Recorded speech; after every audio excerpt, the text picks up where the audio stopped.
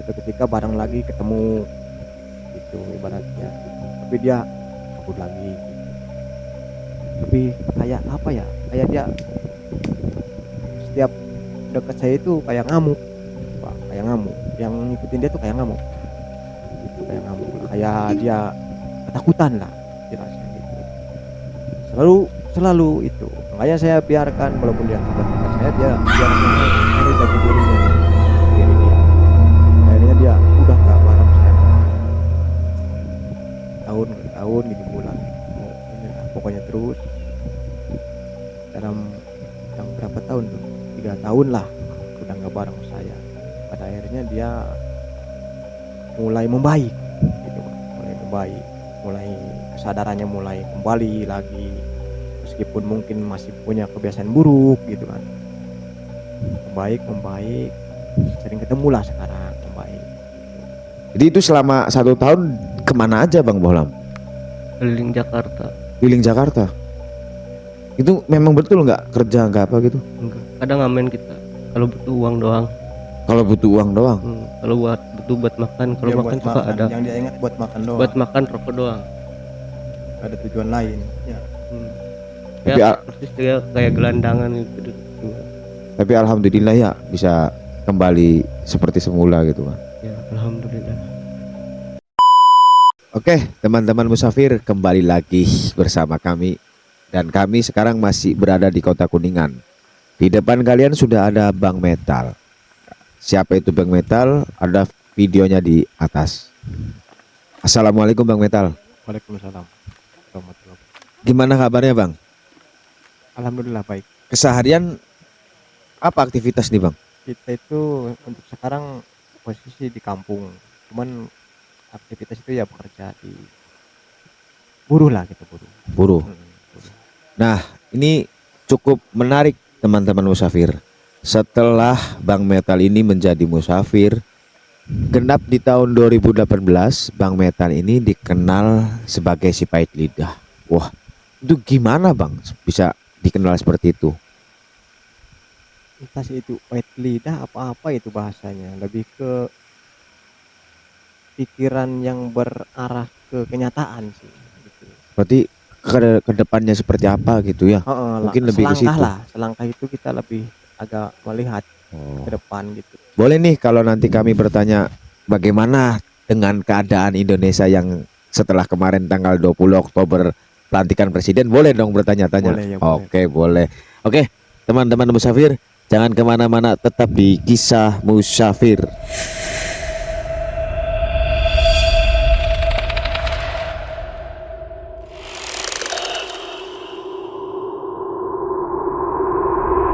Hmm, 2018 kita mengalami suatu kejadian aneh lagi gitu, di tahun 2018 yang terjadi ke teman kita, teman lah, teman dekat gitu, teman Sahabat.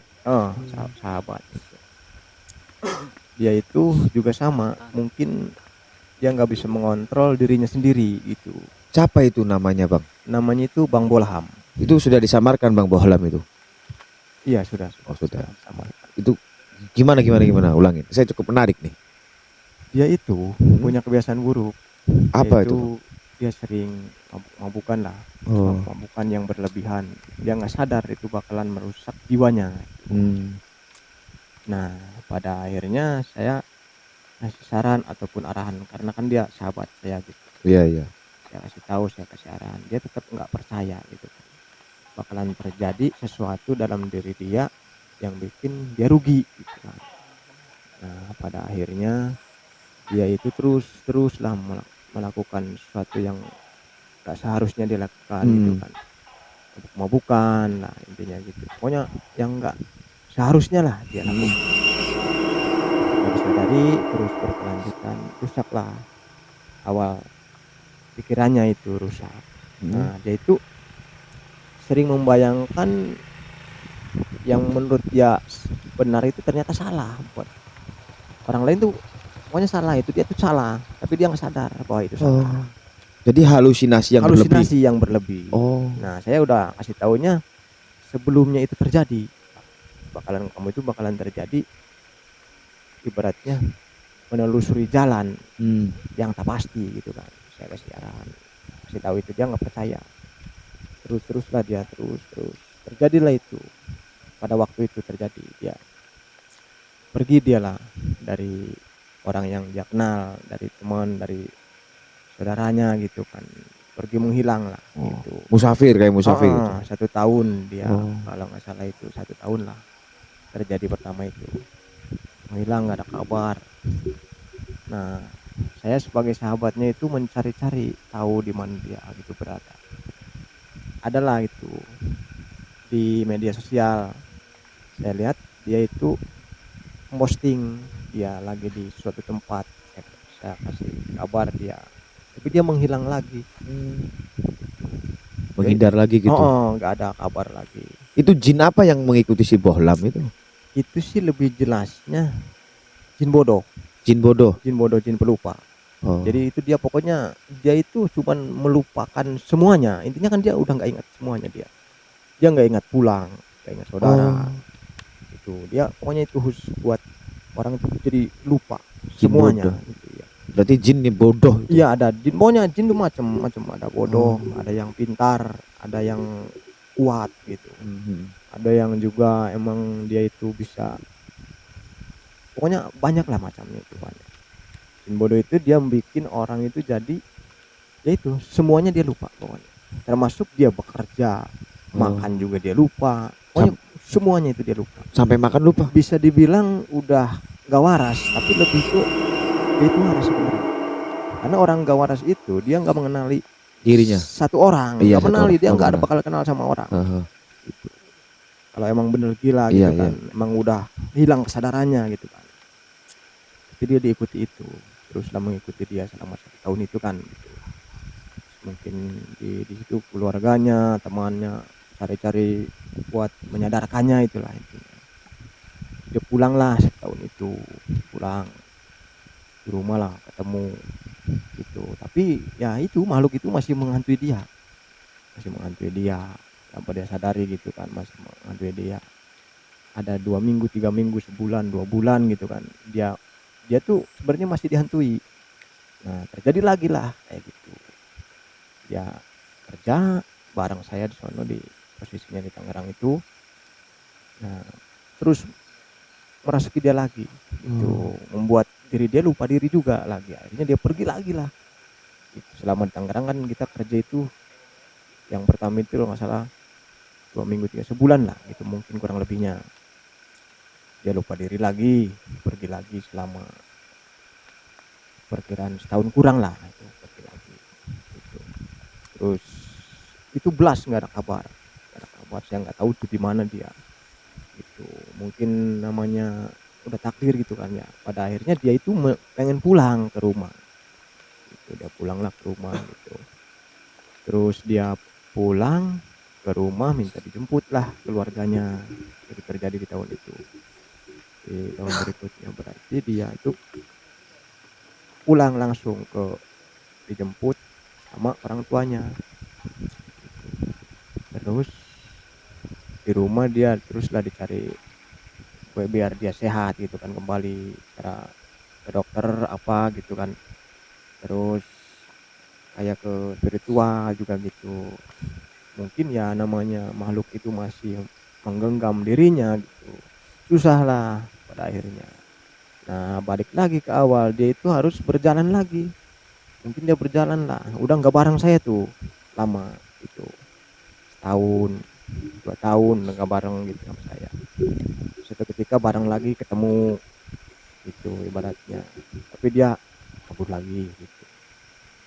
Tapi kayak apa ya, kayak dia setiap dekat saya itu kayak ngamuk bang, kayak ngamuk, yang ngikutin dia tuh kayak ngamuk gitu, kayak ngamuk lah, kayak dia ketakutan lah jelasnya gitu. Selalu itu, makanya saya biarkan, walaupun dia sahabat dekat saya, dia biarkan yang cari jati dirinya gitu kan, jati diri dia. Pada akhirnya dia udah nggak bareng saya lagi, tahun ke tahun gitu, bulan mau inilah pokoknya. Terus dalam yang berapa tahun tuh, 3 tahun lah udah nggak bareng saya. Pada akhirnya dia mulai membaik gitu pak, mulai membaik. mulai kesadarannya mulai kembali lagi, meskipun mungkin masih punya kebiasaan buruk gitu kan. Membaik membaik, sering ketemulah sekarang, membaik gitu. Nah, mulai dia juga udah mulai dekat sama perempuan, kan dia belum menikah nih, ada mau ke jenjang pernikahan. Ya terus terus dia sering ketemulah, saya sering lihat juga dia aktivitasnya dia gitu.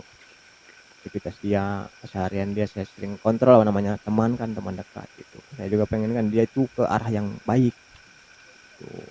2 bulan sekali, entah itu sebulan sekali saya sering kabarin dia itu. Kabarnya ada gimana, walaupun dia mungkin kesadarannya kadang-kadang dia ingat sama saya, kadang enggak gitu kan. Berarti rasdan gitu ya, kadang Heeh, waras kadang edan gitu. Oh, mhm. Tapi kalau orang Eden tuh nggak kenal enggak kenal orang. orang, Iya, ini betul. lebih jelasnya dia itu, ya itu. Ya jin bodoh itu. Heeh. Itu sosoknya gimana Bang Jin? Apa Sosoknya itu jin dia bodoh? gembrot, Jin bodoh itu. gembrot. Ya, telinganya panjang pokoknya gitu. Pokoknya ngeri lah tuh ya. Tapi Gembrot. pendek ya, semeteran di anak 10 tahunan. Jadi gembrot, telinganya panjang, tapi nggak ada Tanduk. tanduk, nggak ada. Bodoh itu jin. Heeh, dia keluar ini iler gitu pokoknya. Gambarannya tuh kayak gitu. Jelek. Meskipun jelek lah pokoknya gambarannya. Jadi berupa pokoknya lebih ke orang bodoh gimana sih gitu kan, orang bodoh. Bodoh udah nggak bisa ngurus dirinya gitu. Semua dia nggak mau lakuin gitu intinya. Kayak gitu. Nah, terus waktu terus bertahun-tahun dia sekarang membaik, saya bersyukur sih sebenarnya. Alhamdulillah ya. Jadi mungkin ada anehnya itu, kayaknya jin itu ya dia itu kayak ngeri sama saya. Setiap barang saya tuh kembali kembali kayak kambuh gitu. Kalau setiap Dekat saya ya kambuh. Mungkin ada pengaruhnya lah ke situ kayaknya sih, di pengalaman yang dulu itu kan.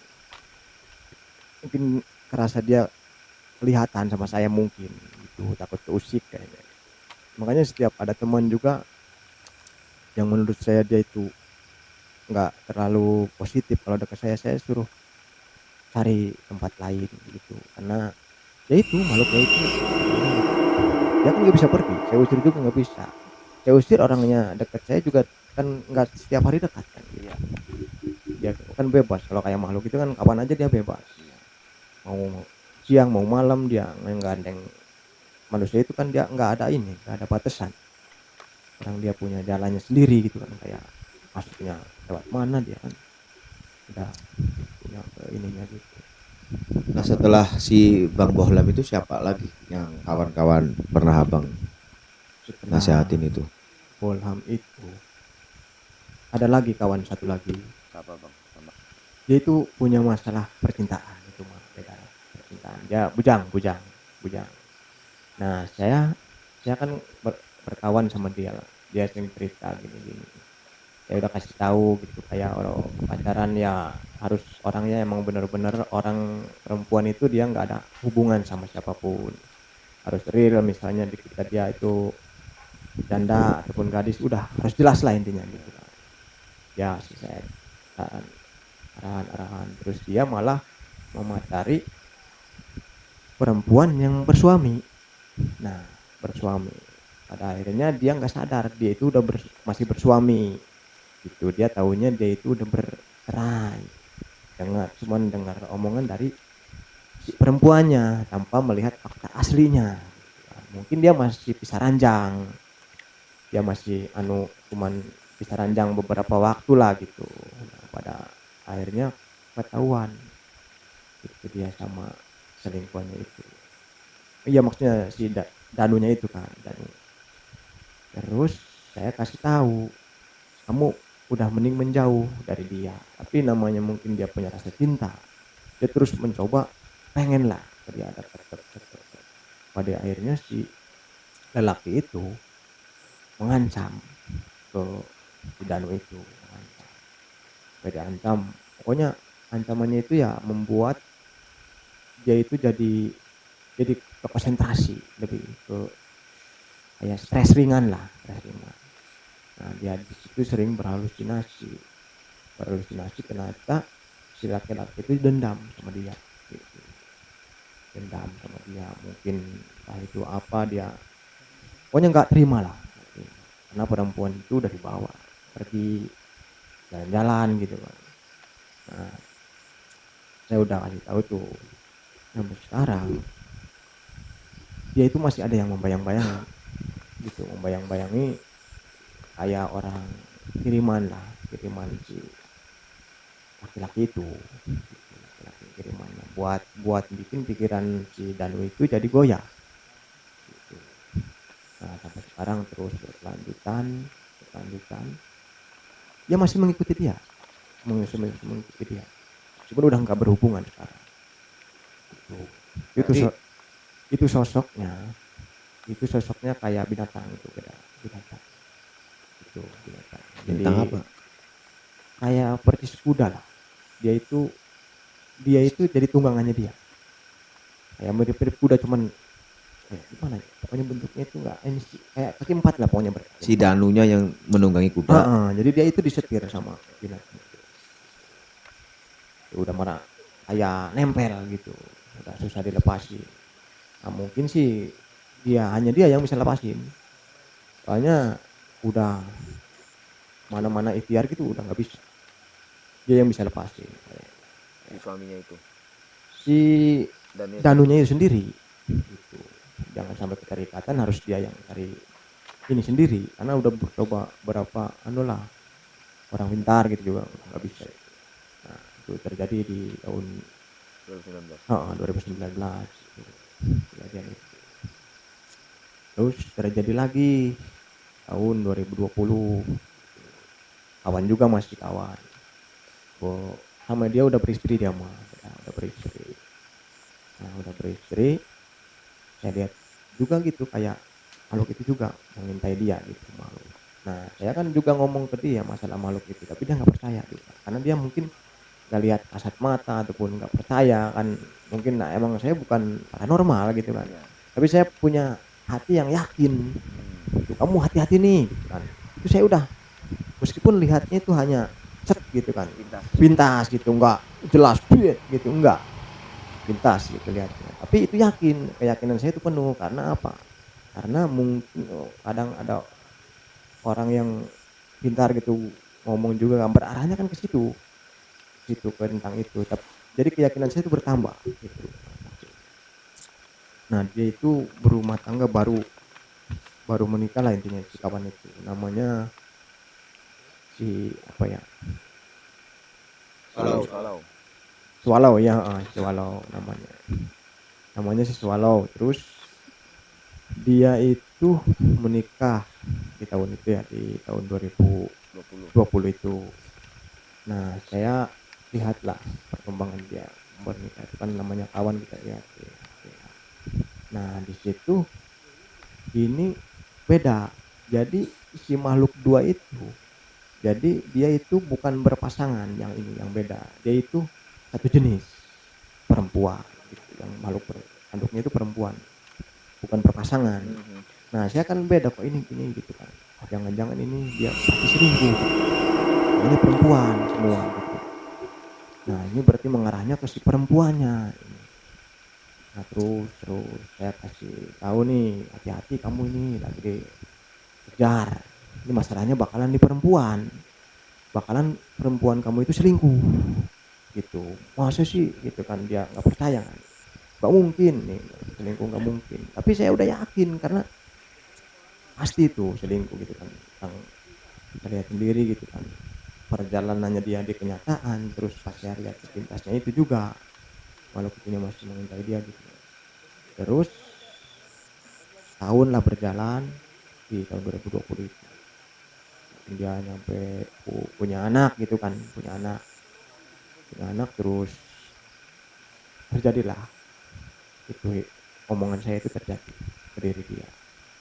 Nah tapi sebelumnya terjadi bang, saya udah antisipasi lagi kan, saya kan kasihan ke dia, nih ada cara nih satu. Nah setahu saya masalah di dunia itu bisa diselesain dengan yang ada di dunia tuh. Seperti kita, perempuan itu kalau udah lupa lupa daratan kayak gitu ya, contohnya daratan, dia itu bisa ditipu dengan daratan itu sendiri, yaitu dengan kemewahan ataupun tipuan dengan harta lah, itu itu bisa kembali dia semula sebelum terjadinya masalah selingkuh itu. Saya udah himbau tuh, nih caranya nih, satu, kamu ini bikin skenario kayak kamu punya duit banyak gitu kan. Terus dia itu yang penting jangan kegoda nih. Kita mengamankan lah gitu dengan cara menipu tapi untuk diri dia kan pribadi. Cuman dia nggak ngapain, saya kan arahinnya gini, kamu kerjanya siang malam gitu. Siangnya di bangunan kan, dia kita kerja di bangunan nih. Malamnya kamu masuk tarik mobil Grab gitu kan, saya arahin gitu biar rezeki kamu nambah. Terus itu kan buat anulah mengantisipasi kamu supaya kamu jangan sampai terjerat. Dia nggak ini nggak percaya.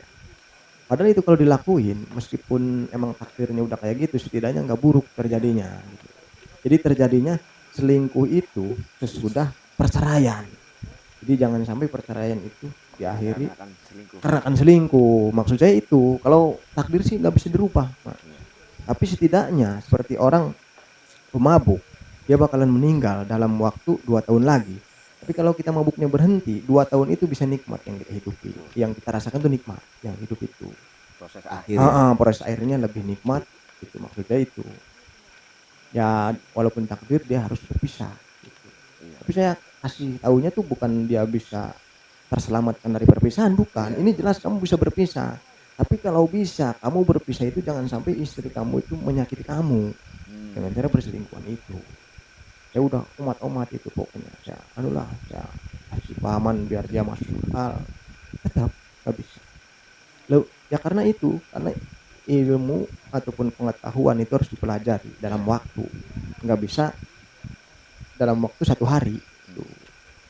Jadi dia yang mendalam, dia yang minta ke saya arahan itu gitu. Kadang-kadang gitu, seperti contohnya ceramah lah, yang dia ceramahin ribuan orang, mungkin bahkan jutaan nyampe lah kadang, tapi yang didengar cuma 10 orang kan bisa kayak gitu sepertinya. Jadi nggak semua orang itu bisa dengar, bisa resapi. Tapi kita orang dunia ini kan kita harus saling mengingatkan. Itu kan juga lebih ke kewajiban kita kan kalau hidup gitu. Apalagi sama kawan sendiri ya, sama muslim lah, gitu ya.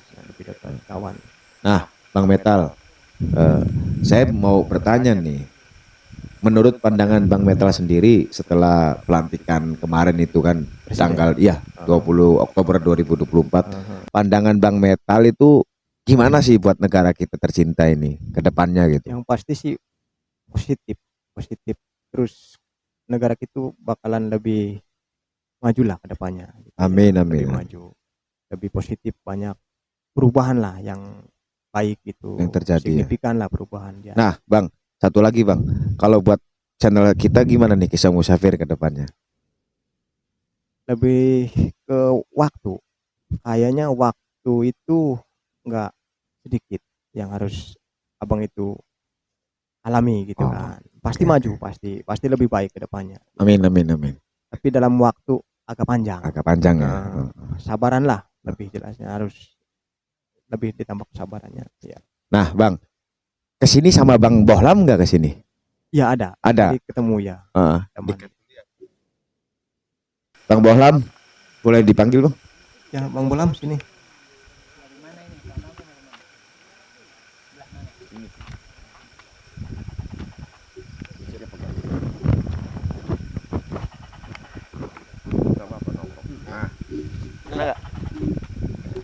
Bang Bohlam ya? Iya. Nah, itu Bang Bohlam bener yang diceritakan sama Bang Metal ini, bahwasannya Bang Bohlam mencari jati diri gitu. Bener, kenyataannya kayak gitu. Nah, ini kenapa pakai masker nih Bang? Jawab. Agak meriang dia. Agak meriang, nggak enak buat. Jadi itu selama 1 tahun kemana aja Bang Bohlam? Keliling Jakarta. Keliling Jakarta. Itu memang betul nggak kerja nggak apa gitu? Enggak, kadang ngamen kita kalau butuh uang doang. Kalau butuh uang doang. Kalau buat makan, kalau makan suka ada. Yang dia ingat buat makan doang. Buat makan, rokok doang. Gak ada tujuan lain. Ya. Ya, persis dia kayak gelandangan gitu. Tapi alhamdulillah ya bisa kembali seperti semula gitu kan. Ya, alhamdulillah. Oke. Terima kasih Bang Bohlam. Jangan Bang. Oke, buat teman-teman musafir, itulah kisah dari Bang Metal dan Bang Bohlam. Kami dari Kuningan mengucapkan wassalamualaikum warahmatullahi wabarakatuh.